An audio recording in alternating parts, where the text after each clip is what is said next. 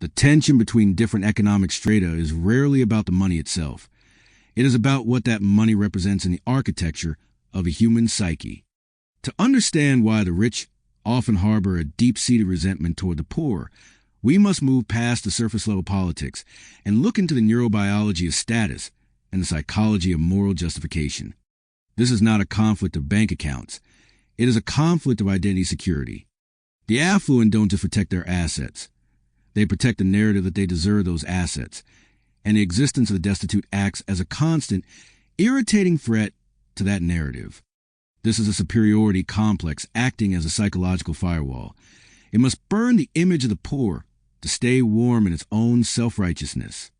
At the core of this friction is a Just-World Fallacy, a cognitive bias where individuals believe that the world is inherently fair and that people get exactly what they deserve. For the wealthy, this bias is a psychological necessity. If the world is fair, then their wealth is a badge of superior character, intelligence, and hard work. However, this logic demands a dark corollary. If the rich are good because they are rich, then the poor must be bad because they are poor. They view poverty as a moral contagion, a visible sign of an invisible failure of will. This belief system serves as an emotional insulator, protecting the wealthy from the survivor's guilt that would otherwise arise from seeing someone else starve while they feast. As Carl Jung noted, everything that irritates us about others can lead us to an understanding of ourselves. The wealthy individual often hates the poor person because the poor person represents the shadow, the possibility of failure, the role of luck, and the fragility of status. To empathize with the poor is to admit that wealth can be lost and that poverty can be unearned. To maintain their internal peace, the rich must dehumanize the poor, reframing bad luck as bad character to ensure their own sense of security remains unshakable. They are not fighting the poor. They are fighting the terrifying reality of their own vulnerability. They are terrified that the line between successful mogul and destitute wanderer is thinner than a bank statement. Psychological research, including studies by Paul Piff, has shown that as a person's level of wealth increases, their feelings of compassion and empathy tend to decrease. This is known as the empathy gap. High status triggers a sense of entitlement and a self-focused orientation. The brain begins to view others not as fellow humans, but as obstacles or tools for the maintenance of its own position. The rich may hate the poor because the poor represent a claim on their resources. In a world of perceived scarcity, the suffering of others is seen as a bill that the wealthy don't want to pay. This creates a defensive psychological posture. The wealthy individual develops a hardened heart as a survival mechanism to protect their surplus.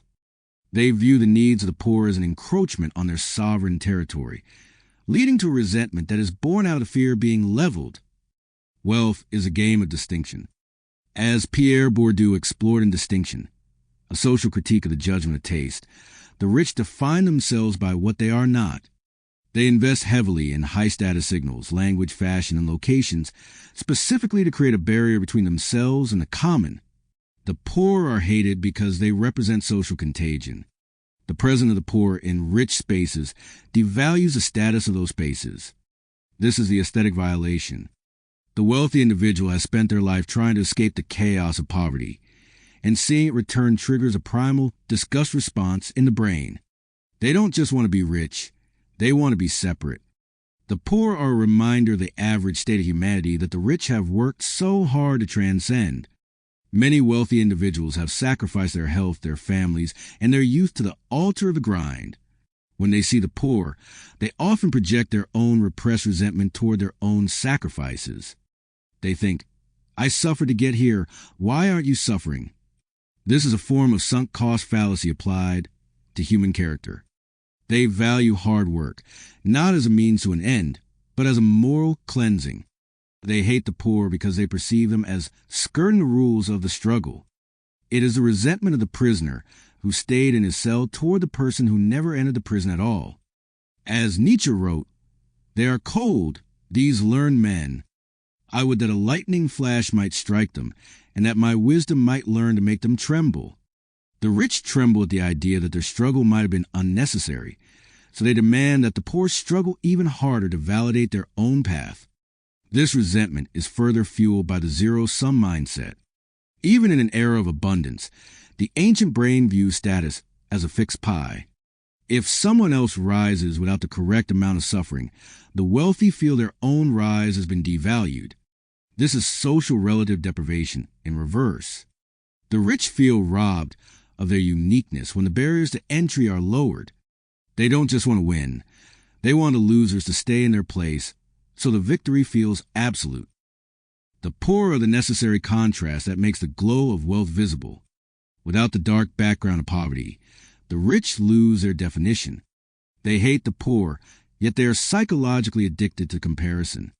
Beyond internal psyche, this hatred is often a byproduct of cognitive dissonance. If a wealthy person sees a poor person who is joyful or content, it shatters the illusion that wealth is the only path to salvation. The existence of the happy pauper is an existential insult to the miserable millionaire.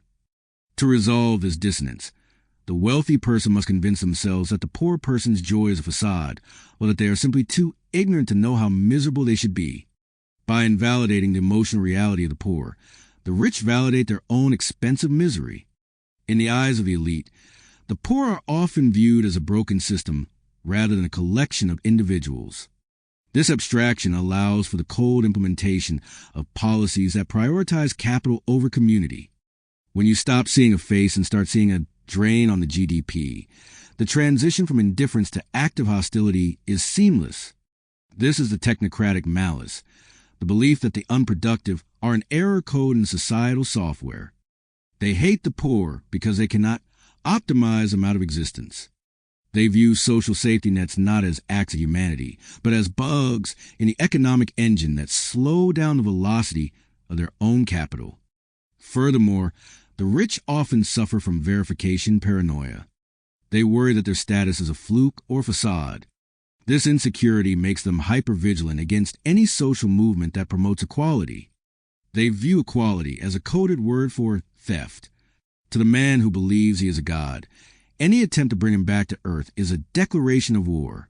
They hate the poor because the poor are a personification of entropy, the natural force that eventually humbles all empires and levels all classes.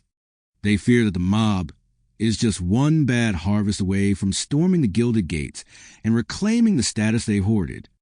We must also consider the dread of irrelevance. In a world defined by transactional value, the rich fear that without their money they are nothing. The poor, who exist outside of that transactional power, are a walking reminder of the non-monetized self. The rich hate the poor because they envy the poor's freedom from the gilded handcuffs. The poor have nothing to lose, and in the eyes of someone who has everything to lose, that makes them the most dangerous entities on earth. This fear of the fearless curdles into a resentment that manifests as aggressive exclusion and systemic marginalization. This dynamic is exacerbated by temporal egoism. The wealthy often believe that their success is a result of a long-term vision that the poor lack. They reframe the survival mode of the poor as a lack of discipline, rather than a biological response to chronic stress. By pathologizing the poor's time horizon, the rich grant themselves a biological superiority. They believe they are literally more evolved because they have the luxury of thinking in decades. This arrogance prevents them from seeing the structural hurdles that make long-term planning an impossible luxury for the destitute. Ultimately, the hate between classes is a tool used by the social engineers to keep the population divided and predictable. While the rich and poor are busy despising each other, the true masters of the system, the ones who operate above the concept of wealth itself, continue to manipulate the levers of power. Breaking the cycle of resentment requires a sovereign audit of your own biases. Whether you are climbing the ladder or standing at the top, you must realize that your worth is not found in who you are better than, but in the structural integrity of your own soul. The most dangerous rich man is not the one with the most money, but the one who has lost his humanity in the pursuit of keeping it. True sovereignty is the ability to look at a king or a beggar and see only a man.